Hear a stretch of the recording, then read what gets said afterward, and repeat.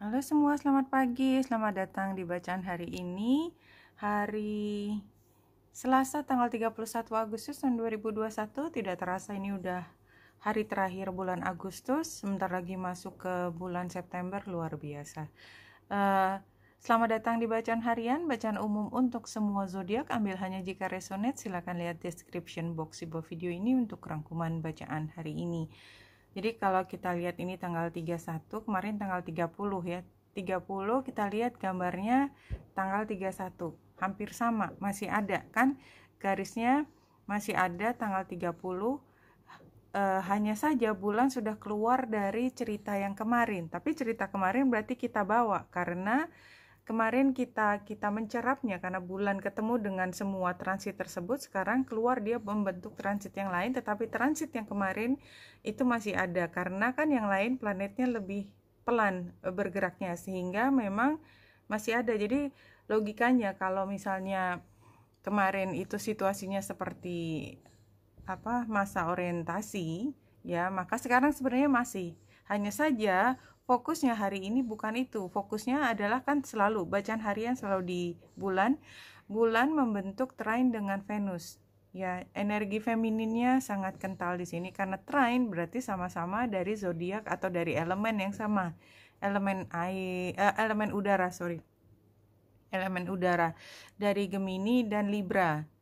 Gemini yang mengatur Merkurius, Libra yang mengatur adalah Venus. Jadi, dan Venus ketika di Libra itu kan bicara tentang hubungan antara dua titik.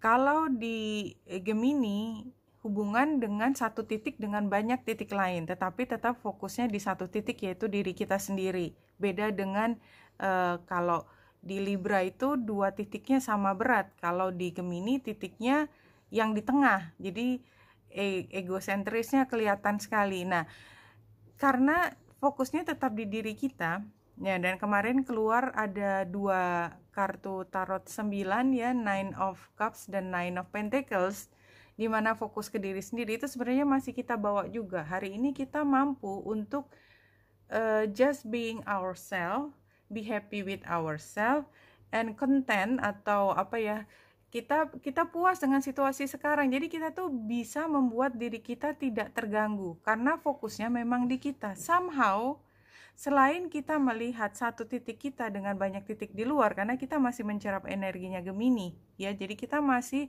bisa menjadi pengamat dari banyak situasi yang tengah berlangsung.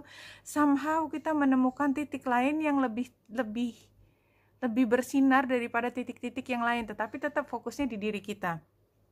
Dan karena bulan square dengan Mars, maka mungkin walaupun jadi kayak ini, kalau saya ambil ceritanya seperti sinetron gitu ya.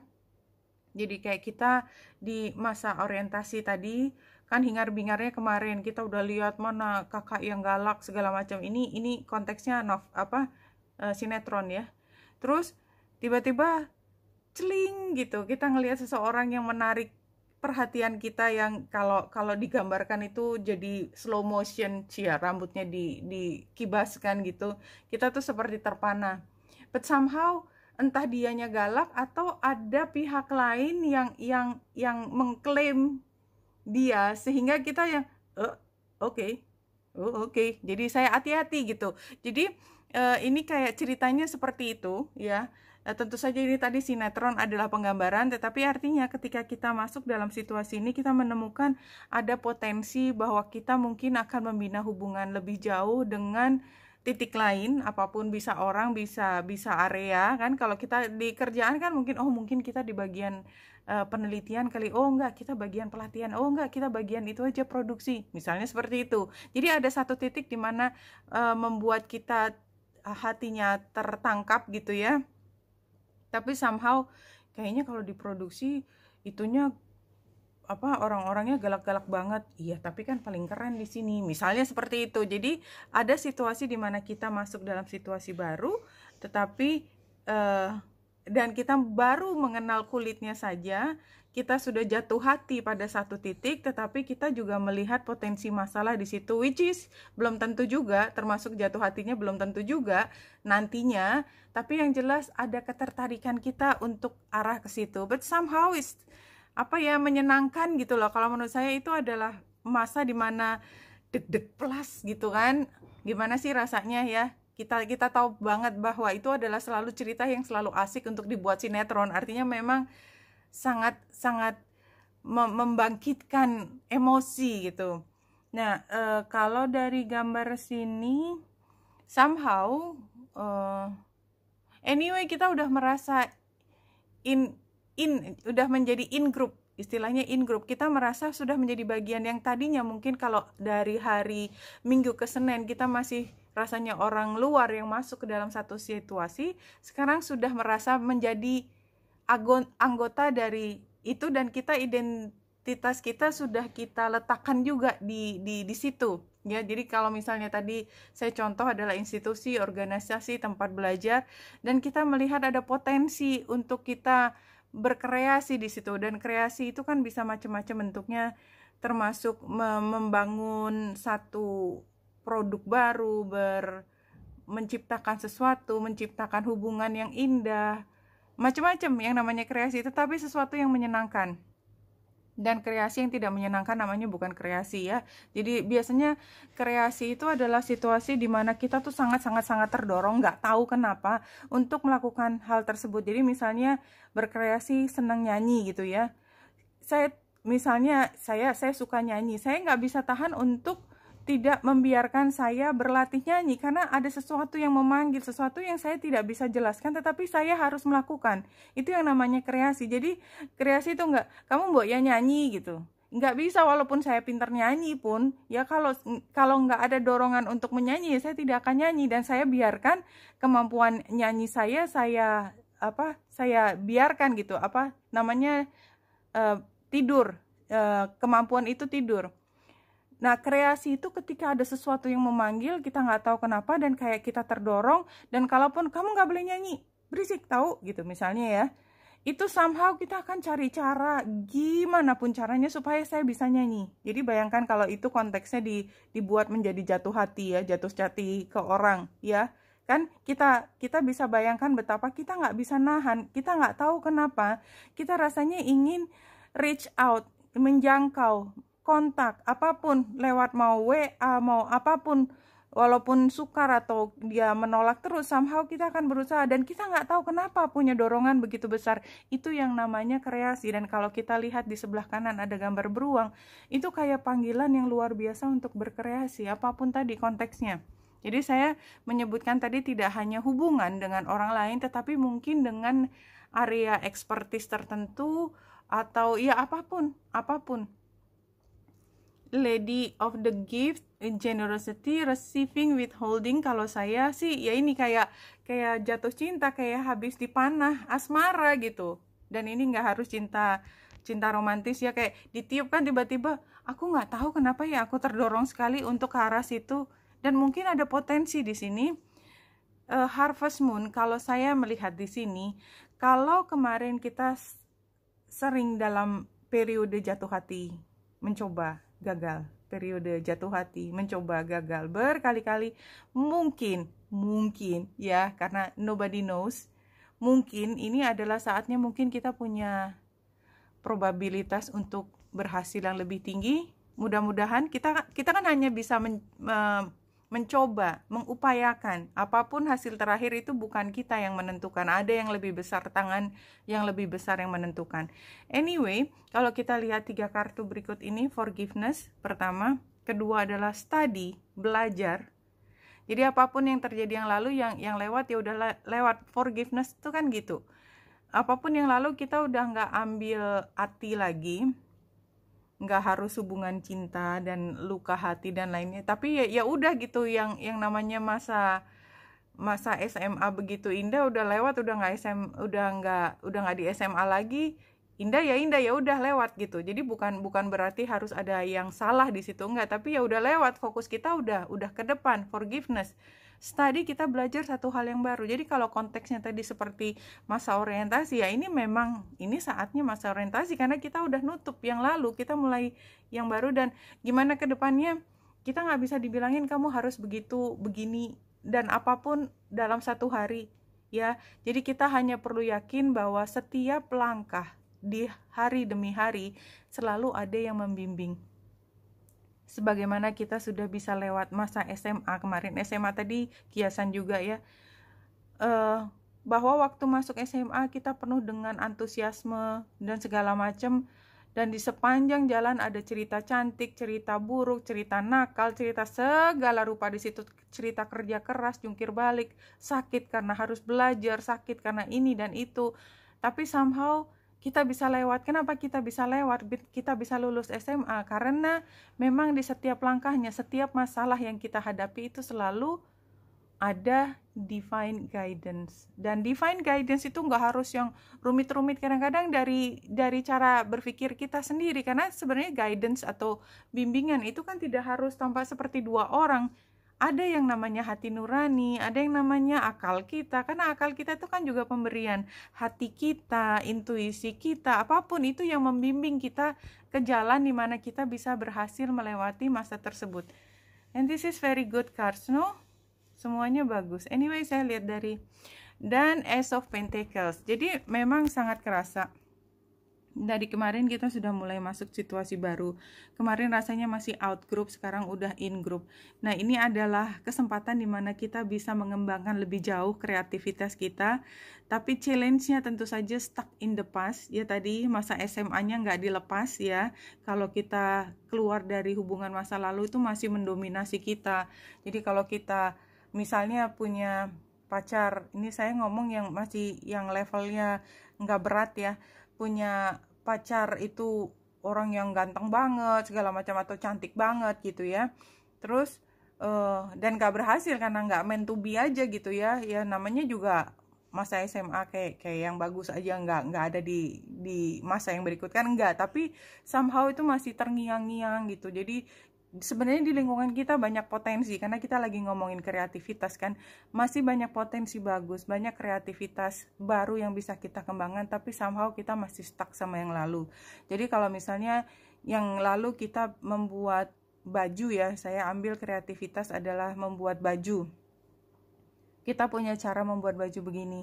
Sekarang karena sebenarnya levelnya udah beda, kreativitas membuat bajunya levelnya udah yang desain, yang nggak bisa lagi dengan cara konvensional, tetapi harus cari ide-ide gagasan baru yang keren banget, karena memang itu yang menjadi daya jualnya. Nah, kita masih stuck, masih cara kerja kita masih kayak lalu. Challenge-nya seperti itu.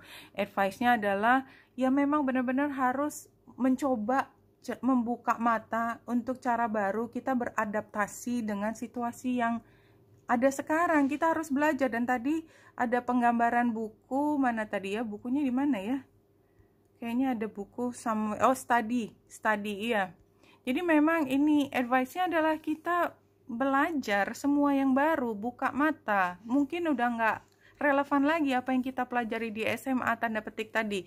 Outcome-nya adalah you will be very successful. Ten of Pentacles itu adalah keberhasilan dalam materi. Jadi kreativitas kita somehow, dan tadi kan digambarkan dengan harvest time. Ini saatnya kalau kita membuka diri, berkreasi. Yang namanya kreasi itu nggak pernah linear ya jalannya ya. Somehow kita akan berhasil. Selalu ada naik turunnya, karena memang proses kreasi tersebut itu memang begitu. Jadi yang namanya kreasi itu nggak bisa linear. Saya hanya ingin mengingatkan. Jadi yang namanya kisah cinta terindah itu nggak pernah ketemu, jadian, lamaran, nikah, punya anak dan lainnya. Nggak kayak gitu.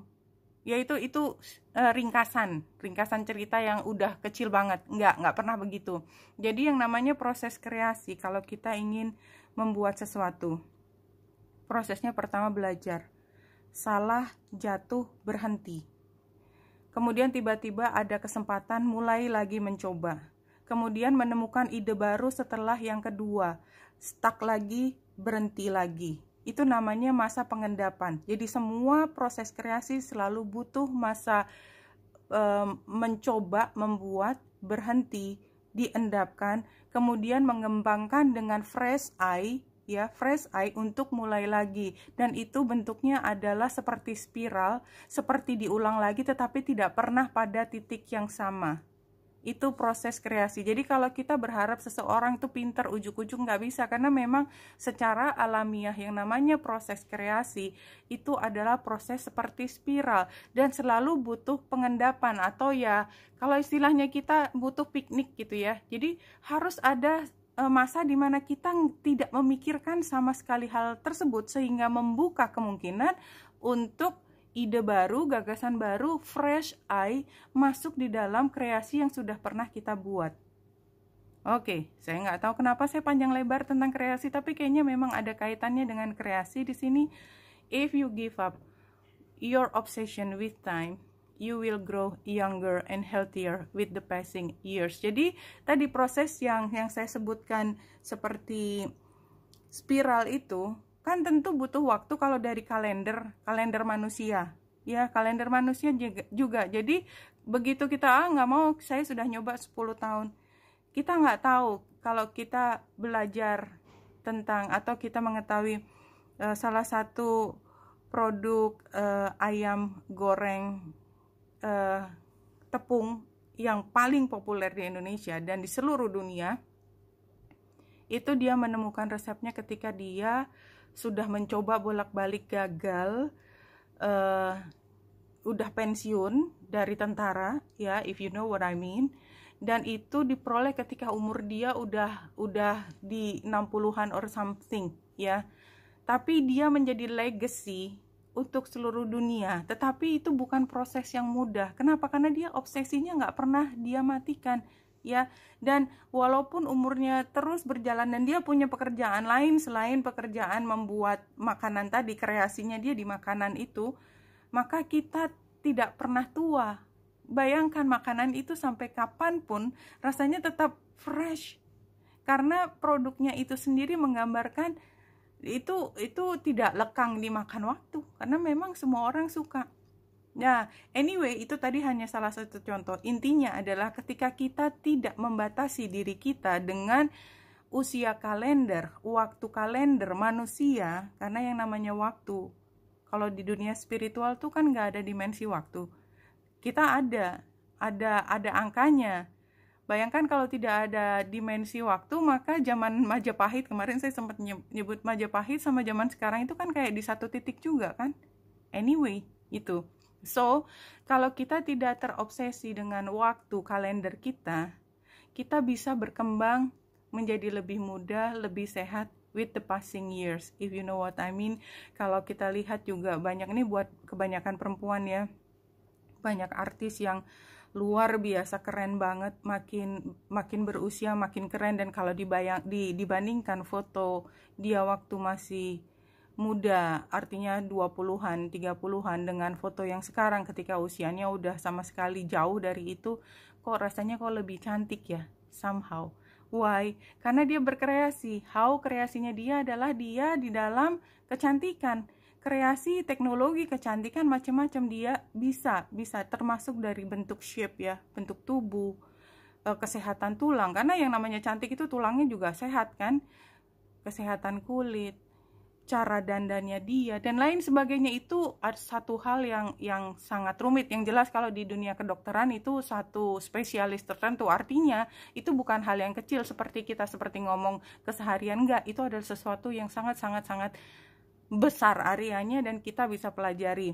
Tapi yaitu tadi, kita perlu belajar untuk bisa sampai pada titik situ, termasuk ketika kalau kita bayangkan, saya nggak tahu kenapa saya nggak berhenti ngomong, maaf ya, itu tidak hanya dari kemampuannya dia dalam merawat tubuh secara teknis, tetapi juga kemampuannya dia dalam bidang pekerjaan, sehingga dia kemudian lebih mampu untuk punya sarana, punya fasilitas uang misalnya untuk membeli semua teknologi kecantikan tersebut. Oke, Wenita Indrasari di sini, semoga membantu. Salam hati dan cahaya.